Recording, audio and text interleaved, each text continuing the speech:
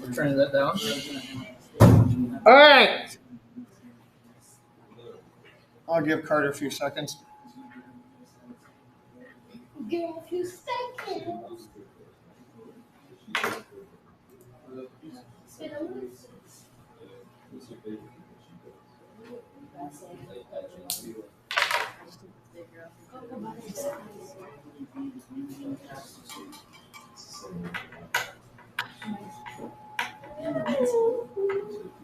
Guess if I had to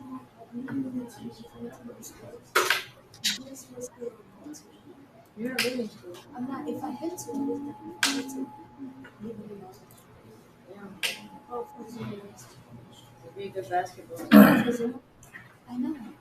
All right. I think that's about all we got. You're all my good luck.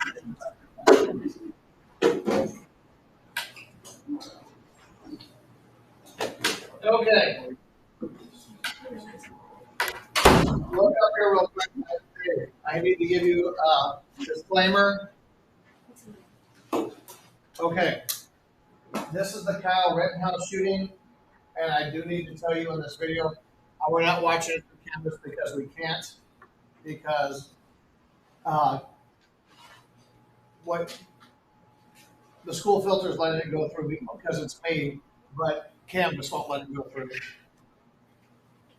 So if you try to watch this later on when you get home, just know that you have to pull it on your phone. You are going to see 3 people shot. It is not graphic, but if it is going to disturb you, I will allow you to. Okay? Thank you. So if it is going to, the last thing I want to do is upset you. So if so just know that. Okay?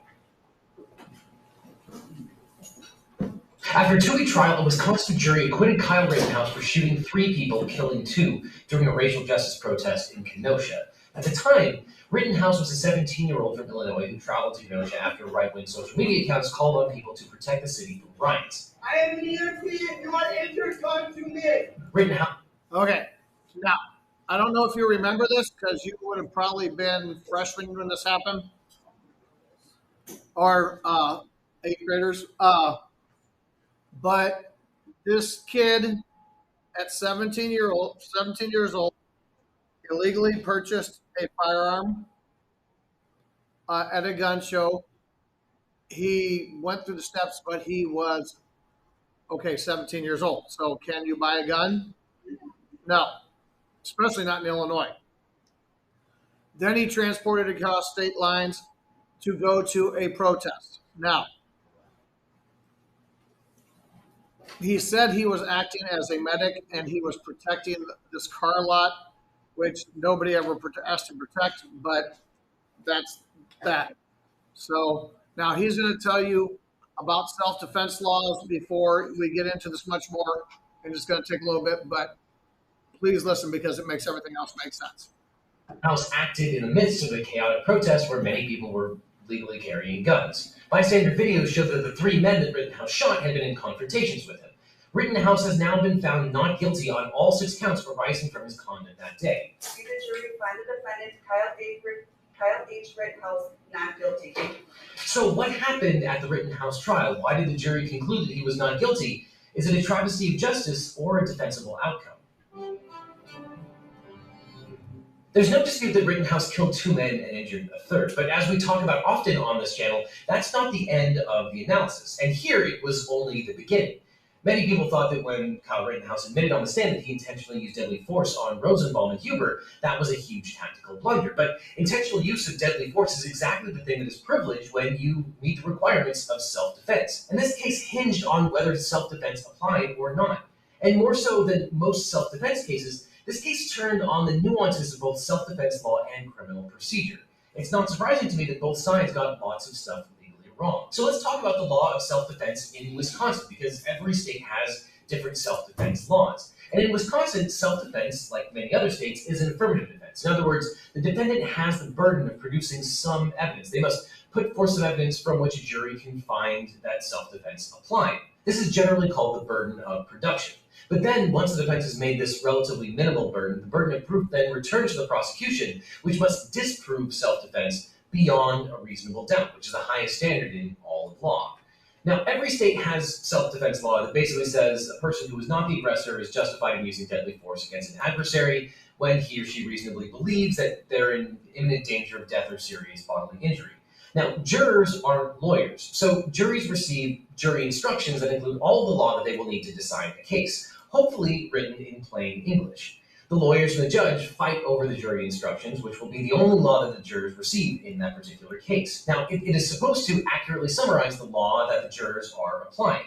And as you can imagine, the language of the jury instructions is extremely important. The Rittenhouse jury instructions summarize the requirements for self-defense in Wisconsin as: the defendant believed that there was an actual or imminent unlawful interference with the defendant's person, and the defendant believed that the amount of force the defendant used or threatened to use was necessary to prevent or terminate the interference, and the defendant's beliefs were reasonable.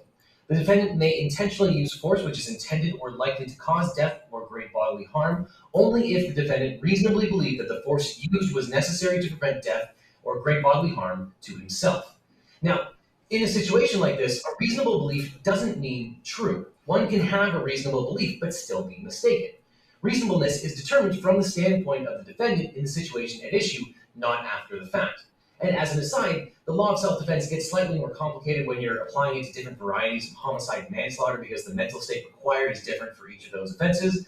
But you can read the jury instructions themselves and see how the court modified the general rules that apply to self-defense to apply to each of the. Okay, now, what you have to understand, what is very complicated about this case is that in a lot of states you will have late laws in their state laws. We have the same thing in Missouri. We have stupid laws. Just to give you an example, if you're downtown, it is illegal to honk your horn. But there's a law that predates that all the way back to the late 1800s when cars were a new thing that says if you're going to change lanes, you need to honk your horn because you needed to warn the horse carts that were out there.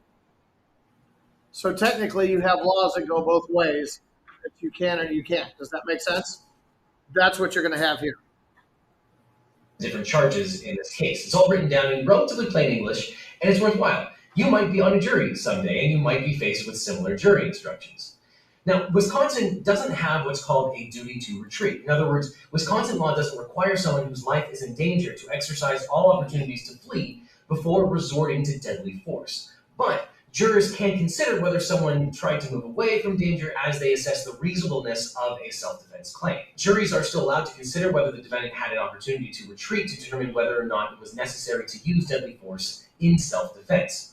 And Wisconsin law doesn't quite go as far as stand your ground states, which remove any consideration of de-escalating or fleeing before resorting to deadly force. However, as we'll talk about later, Wisconsin does have a duty to retreat where the person provokes the attack against them. Now, at common law, a majority of jurisdictions require a duty to retreat before being allowed to engage in deadly force in self-defense. But today, a duty to retreat is required in only a minority of U.S. states. Here is a duty to retreat instruction from Massachusetts. Quote, a person cannot lawfully act in self-defense unless he or she has exhausted all other reasonable alternatives before resorting to force. A person may use physical force in self-defense only if he or she could not get out of the situation in some other way that was available and reasonable at the time. The Commonwealth, that is the state of Massachusetts, may prove the defendant did not act in self-defense by proving beyond a reasonable doubt that the defendant resorted to force without using avenues of escape that were reasonably available and which could not have exposed the defendant to further danger.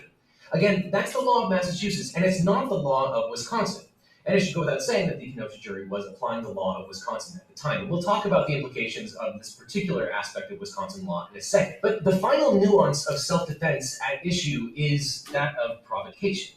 A person who provokes an attack cannot claim legal self-defense, but it's more complicated than just that. The Wisconsin law on provocation states, a person who engages in unlawful conduct of a type likely to provoke others to attack him or her, and thereby does provoke an attack, is not entitled to claim the privilege of self-defense against such attack, except when the attack which ensues is of a type causing the person engaging in the unlawful conduct to reasonably believe that he or she is in imminent danger of death or great bodily harm. Okay, so let's break down this law on provocation, which is an exception to the exception of self-defense, which is an exception to the ability to use deadly force Do you see what I'm saying? How laws are counteracting each other?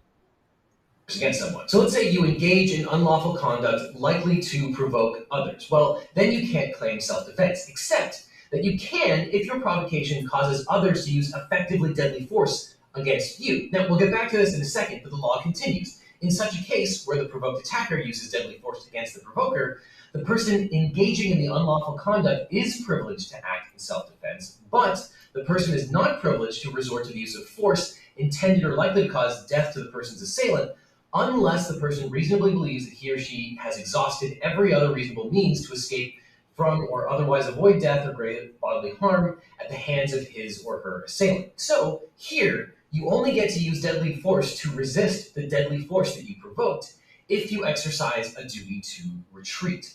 Wisconsin law stipulates that the provocateur must attempt every other reasonable option to escape, avoid, or prevent the attack before resorting to deadly force if they were the ones that provoked the secondary attack. Now, we'll talk about the general law of self-defense and whether it applies under the factual circumstances as we know them in a second. But first, I want to talk about the exception of provocation, because a number of people believe that Kyle Rittenhouse provoked the attacks themselves and therefore couldn't use the privilege of self-defense, that by brandishing a firearm or placing himself in the situation, he provoked the attack. Now, there's three issues here. First, is there unlawful conduct? Did Kyle Rittenhouse engage in unlawful conduct that could constitute provocation and therefore prevent the defense of self-defense? Well, Judge Schroeder granted defense motions to dismiss the two misdemeanor charges against Rittenhouse.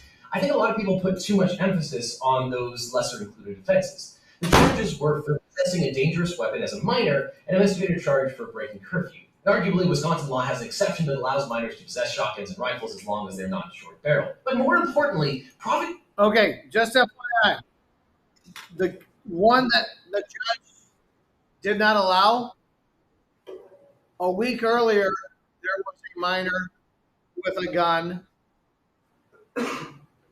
who happened to be African American. The judge did not disallow it. So, is there some issue here already? Yeah. Where do you see the video?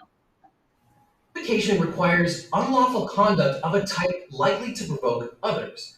Now, even if those two lesser included charges had stuck, they might not have been sufficient to rise to the level of provocation, mainly because Wisconsin is an open carry state. Mere open carry of a firearm is A, not unlawful, and B, possibly not the type likely to lead to provoking others. Now, I'm oversimplifying here. This is a highly fact-specific analysis, but it's not unreasonable that someone might not find that the gun possession, qua gun possession, didn't lead to provocation. Think about it. Is it the possession of the gun that provokes Get off your phone. the attack, or is it the possession of a gun by a minor, or possession of a gun that crossed state lines that leads to someone provoking an attack?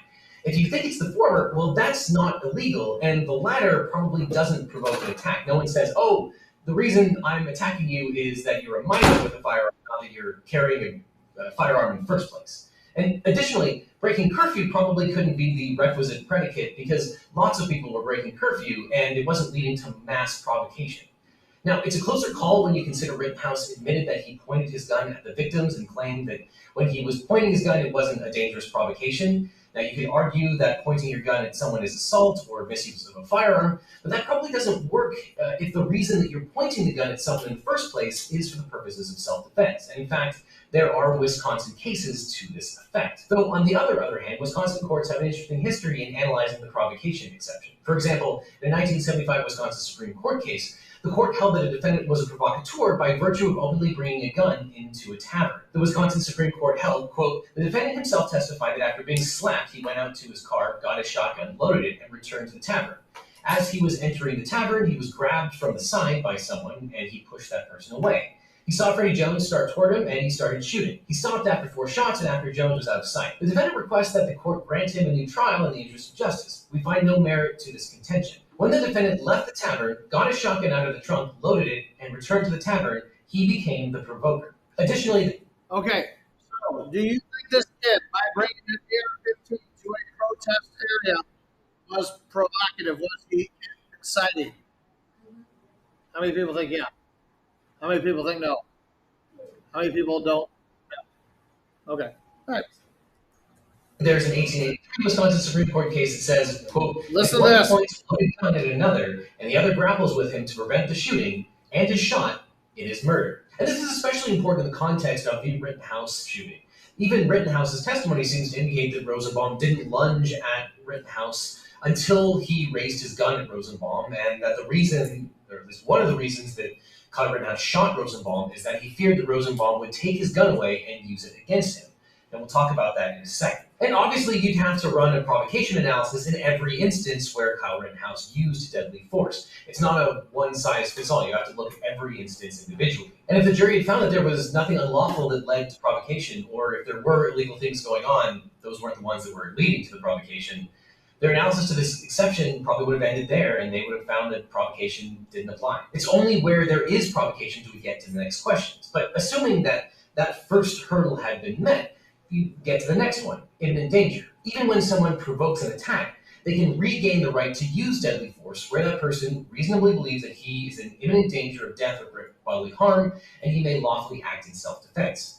Since this is essentially the same standard as self-defense in the first instance, given that the jury must have thought Kyle Rittenhouse acted in self-defense, they probably would have found that this exception to the exception applied, even if they got to this question. And so, if they got over those two first hurdles, they then would have had to get over the third hurdle, which is the duty to retreat.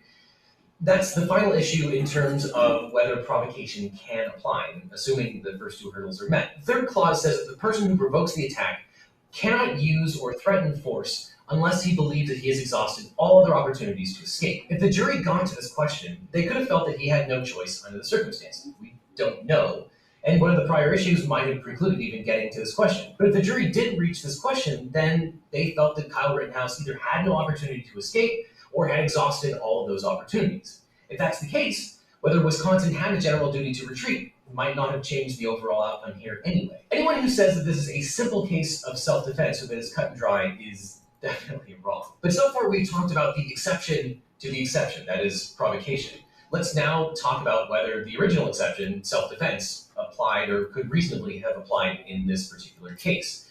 Let's talk about the facts as we know them from the trial. Now, warning, these videos are graphic, but let's talk. Okay, I'm reminding you, some of you have come in since I said this. You are going to see the actual footage of this crime. If it's going to upset you, please come see me so I can get you out of here. Talk about what the relatively uncontested testimony in these videos shows.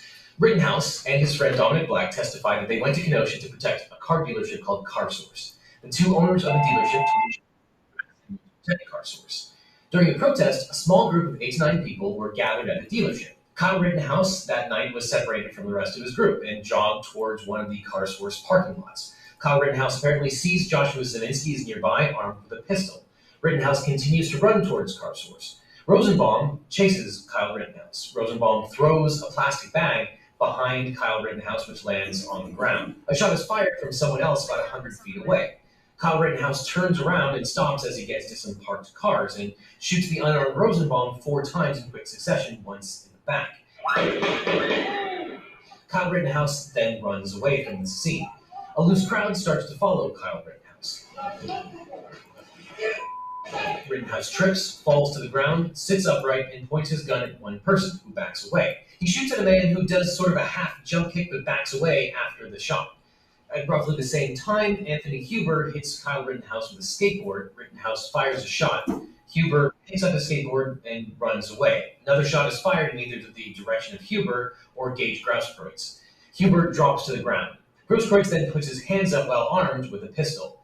As he's making a move toward or to the side of Rittenhouse, Rittenhouse then fires at Grosskreutz, hitting him once in the bicep.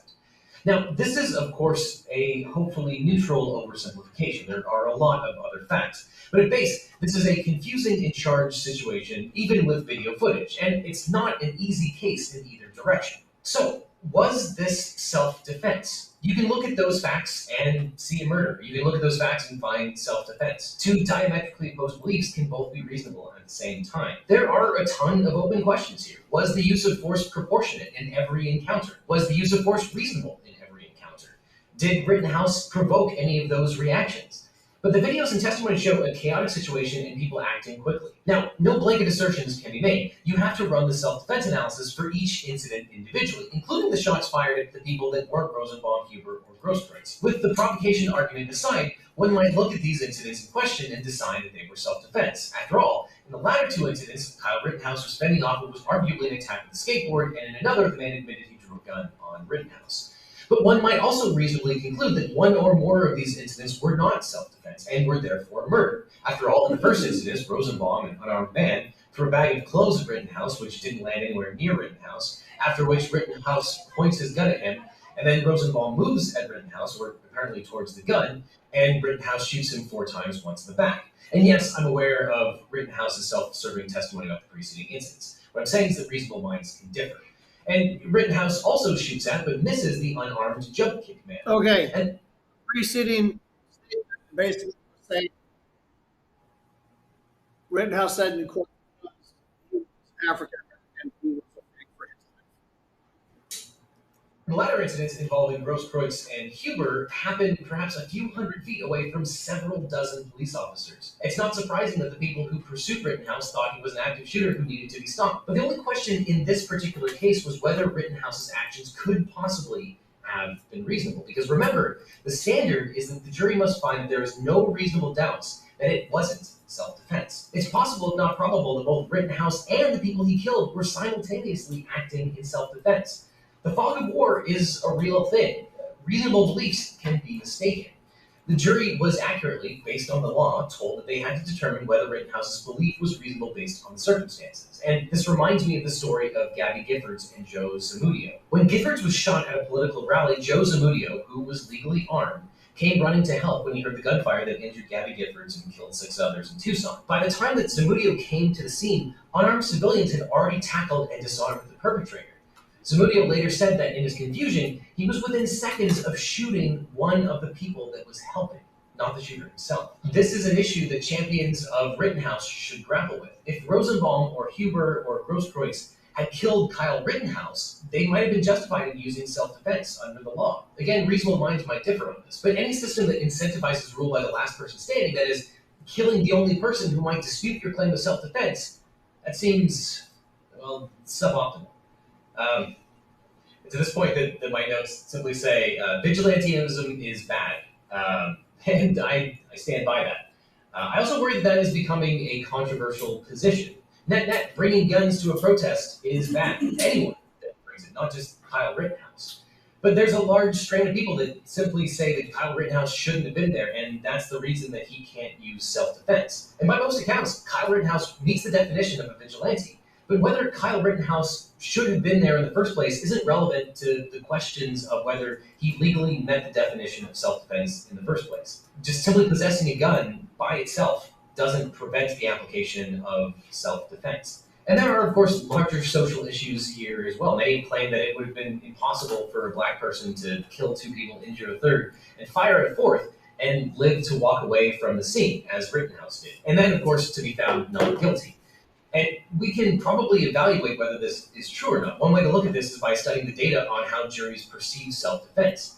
A study by John Roman found that homicides with a white perpetrator and a black victim are 10 times more likely to be ruled justified than cases with a black perpetrator and a white victim. And the gap is larger in states with stand your ground laws.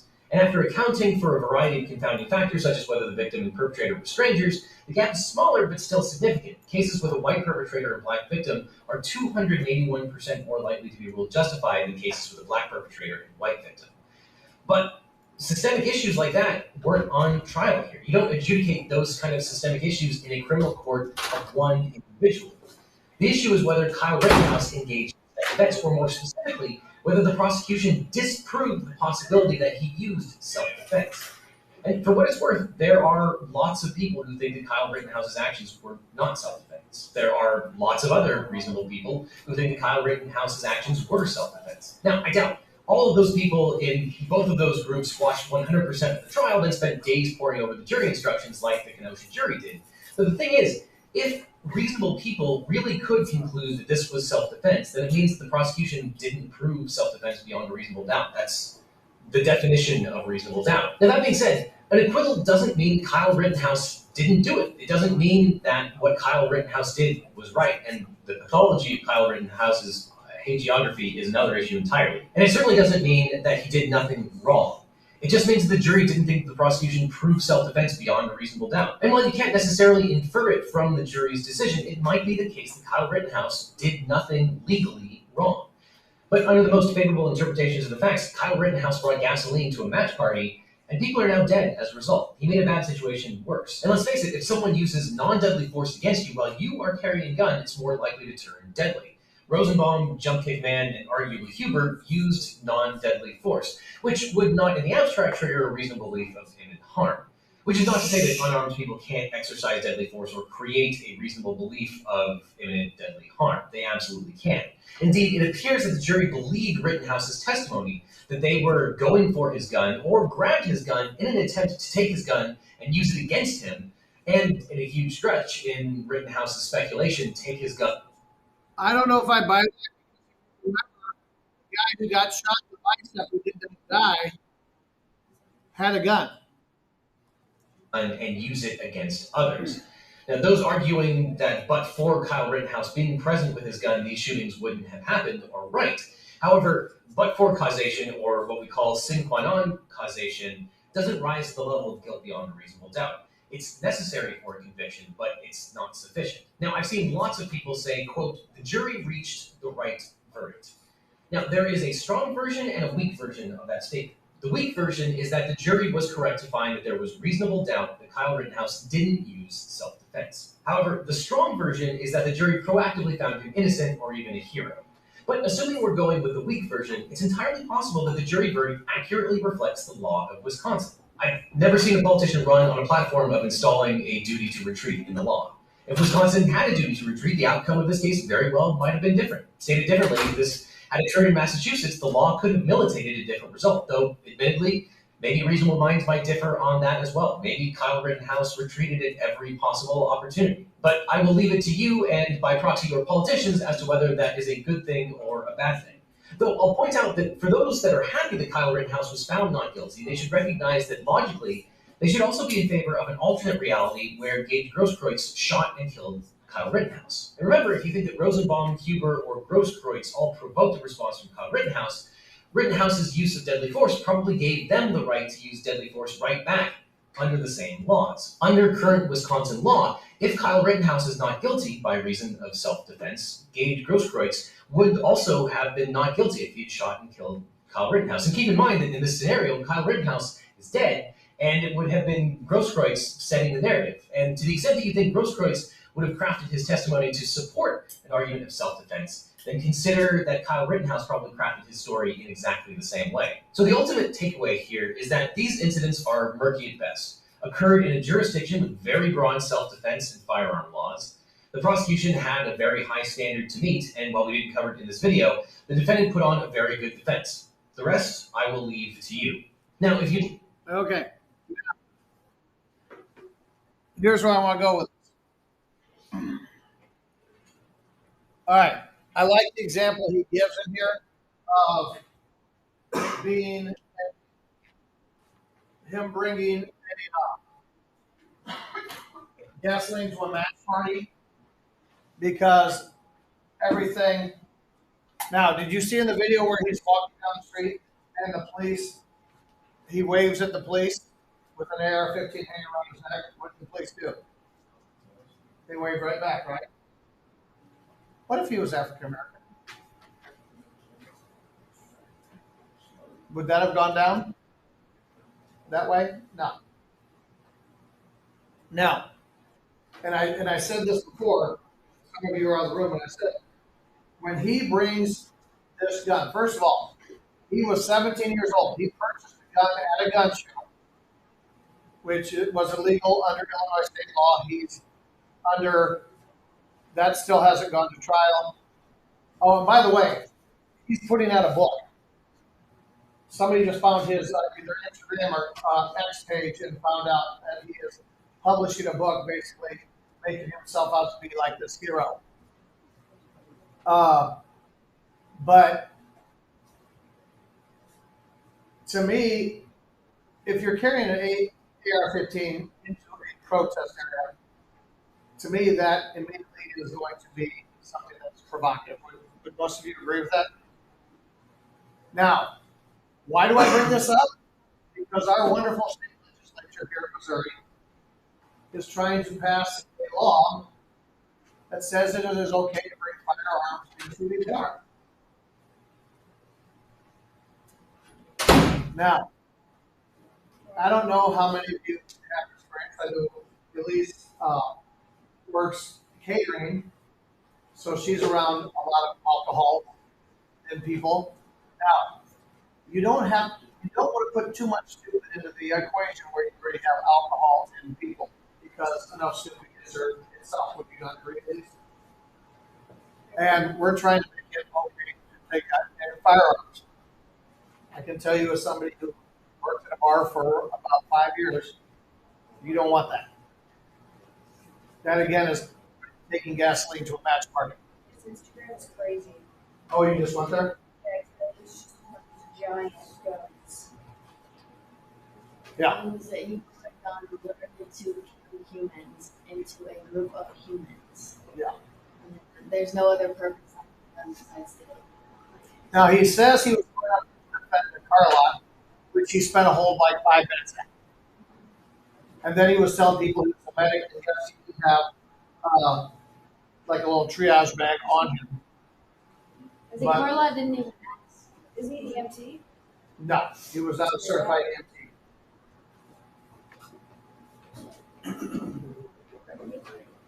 What? I'm gonna go eat. There's nothing wrong. Okay. Oh. You know. But now I show you this not so much a gun thing, just to understand the fact that with the layered laws that you have to deal with in states, it is hard to. And by the way, he's writing a book, and if he does like a lot of people does, I don't know if you guys know this, but when O.J. Simpson was found innocent, O.J. Simpson was genius enough to write a book that basically was titled, I know I'm going to get this wrong, so I'm telling you. If I did it, this is how I would have done it, which was basically used in a civil trial against him and basically took everything he had. His ex-wife's father basically cleaned him out for that. He lost all his money. And the hope is, because he's been going around the country promoting, how he was standing his ground and he was just, his rights, I have a feeling he probably will end up saying something that will get him, if not legally in trouble, financially. You guys seem like you're pretty Monday-ish, and even though today technically is Thursday. Tell you what, I'll let you guys go easy on that. Go to sleep now.